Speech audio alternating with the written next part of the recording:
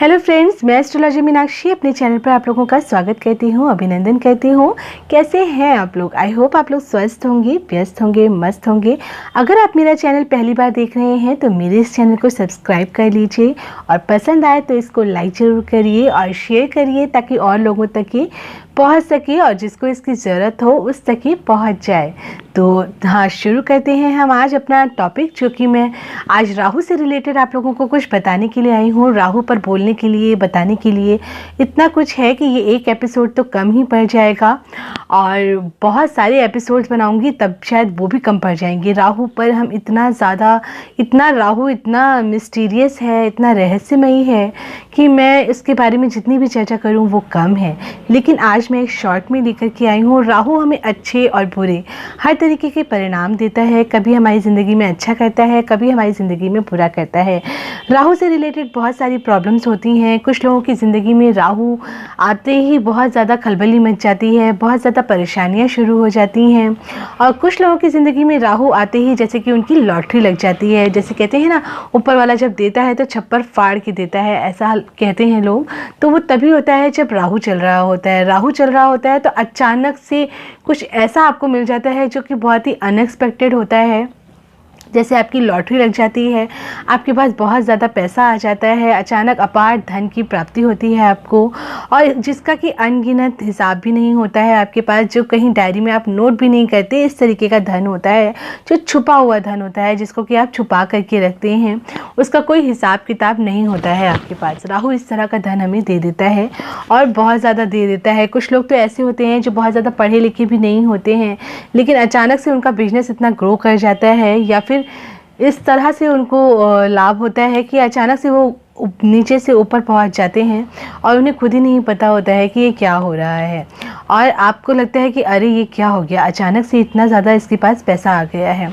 तो ये सब राहु ही करवाता है, राहु की वजह से ही होता है।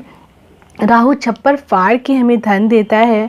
उसे आपको जो भी चाहिए वो आपको चाहिए ही होता है। जब आपका राहु से इफ़ेक्टेड होते हैं आप, तो आप जो भी चाहते हैं, आपको ऐसा लगता है कि जो आप चाहते हैं वो सब आपको मिलना चाहिए। आप बाउंड्री क्रॉस करके भी उसके बाहर जाते हैं, बाउंड्री को तोड़ देते हैं, लोगों की लिमिटेशंस को क्रॉस करते हैं और नियमों को तोड़कर भी आगे बढ़ जाते हैं। राहु हमें अच्छे और बुरे हर तरीके के परिणाम देता है। आपको जो भी चाहिए वो आपको चाहिए ही होता है, ऐसा आपका बिहेवियर होता है, इस तरीके का आपका एटीट्यूड हो जाता है।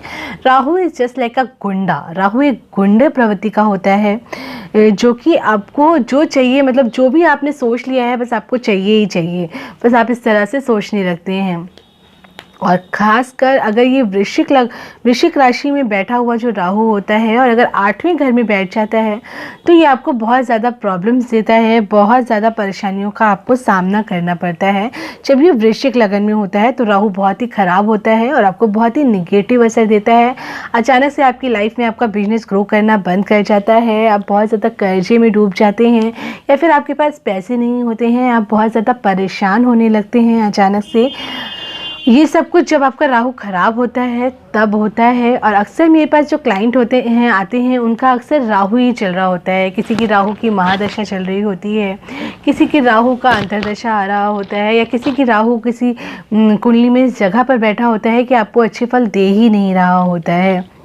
तो अक्सर लोग राहु से परेशान होकर के मेरे पास आते हैं और उसके बाद उनको उसका उपाय चाहिए होता है, रिजल्ट चाहिए होता है। और राहु जब मेष राशि में बैठता है तब भी बहुत ज़्यादा गड़बड़ करता है, कुछ भी अच्छा नहीं करता है, बहुत ज़्यादा आपको कष्ट देता है, बहुत ज़्यादा आपको परेशान करता है। और कर्क लगन में, कर्क राशि में अगर राहु बैठ जाता है तो जब तक कि आपकी मदर होती हैं तब तक कि वो आपको आगे नहीं बढ़ने देता है। आपकी लाइफ में कुछ भी अच्छा नहीं होता है, प्रोग्रेस नहीं होती है। जहाँ पर भी राहु बैठ जाता है वहाँ पर उसी तरीके के फल देता है और कुछ भी अच्छा नहीं होने देता है। और छठे घर में जब राहु बैठ जाता है तो वो दुश्मनों को परास्त करता है। तो छठे घर में जब राहु होता है तो वो एक तरीके से आपके लिए अच्छा ही होता है, क्योंकि आपके शत्रुओं को वो परास्त करता रहता है। शत्रु आपके ज़्यादा हो जाते हैं लेकिन फिर भी वो आपसे कभी भी जीत नहीं पाते हैं। और तुला राशि में अगर राहु होता है तो वो रिलेशनशिप्स को ख़राब करता है। आपके जो रिलेशंस हैं उनको ख़राब करेगा, आपकी मैरिड लाइफ डिस्टर्ब करेगा, आपकी लव लाइफ को डिस्टर्ब कर देता है। राहु बहुत ज़्यादा ओवर इमोशनल बना देता है, आपको बहुत ज़्यादा गड़बड़ करवा देता है जब भी वो तुला राशि में आकर के बैठ जाता है। तो ये सारे प्रॉब्लम्स आपको राहु देता है और राहु से आपको बच के रहना चाहिए। अगर धनु राशि में राहु होता है तो थोड़ा कम खराब होता है, क्योंकि गुरु उसको बैलेंस कर लेता है, संभाल लेता है। बट अदरवाइज़ राहु मतलब आएगा तो गड़बड़ तो करके जाएगा ही। तो ये सारी प्रॉब्लम्स आपको देता है। और मीन राशि में राहु बैठ जाता है तो वो आपको विदेश भेज देता है, फॉरेन कंट्री, फॉरेन ट्रैवल का आपका योग बना देता है और आपको जल्दी ही विदेश यात्रा होती है। लेकिन और भी बहुत सारी चीज़ें हैं जो देखनी पड़ती हैं, सिर्फ इतने से पार्ट से ही हम कुछ डिसाइड नहीं कर सकते हैं। कुंडली में और बहुत सारी चीज़ें होती हैं जो हमें देखनी होती हैं। एक ख़ास बात जो मैं आपको बताना चाहती हूँ, अगर कर्क राशि में राहु है और चौथे घर में बैठा हुआ है तो आप अपने नाम पर कभी भी घर मत खरीदिए। अपने घर को किसी और के नाम से खरीदिए, अपने लाइफ पार्टनर के नाम से खरीदिए, या फिर जिससे भी कोई जिस पे भी आप ट्रस्ट करते हैं उसके नाम पे खरीदिए। या पार्टनरशिप पूरा का पूरा 100% सिर्फ और सिर्फ अपना नाम मत रखिए, आप उसमें अपना आप कोशिश करिए कि किसी और के नाम पर ही लीजिए। तो राहु आपको पब्लिक फिगर बनाता है, राहु आपको पॉलिटिक्स में ले जाता है। अगर आप पॉलिटिक्स में सक्सेस चाहते हैं तो अपने राहु को देखिए कहाँ पर प्लेस्ड है, कैसा है, अच्छा है या बुरा है, वही आपको पॉलिटिक्स में लेकर के जाएगा। आपको पब्लिक फिगर राहु ही बनाता है। वृषभ राशि का जब राहु होता है तो वो बहुत ही अच्छा होता है और जिसकी वजह से आप पॉलिटिक्स में भी जाते हैं। और सिंह का राहु अपने आप को ही अच्छा समझता है। जब सिंह राशि में राहु होता है तो वो अपने आप को ही अच्छा समझता है, चाहे वो अच्छा हो या ना हो। तो वो बस अपने आप को ही अच्छा समझेगा, अपने आप को ही राजा समझेगा और उसको लगेगा कि दुनिया में कोई और अच्छा है ही नहीं, बस मैं ही अच्छा हूँ।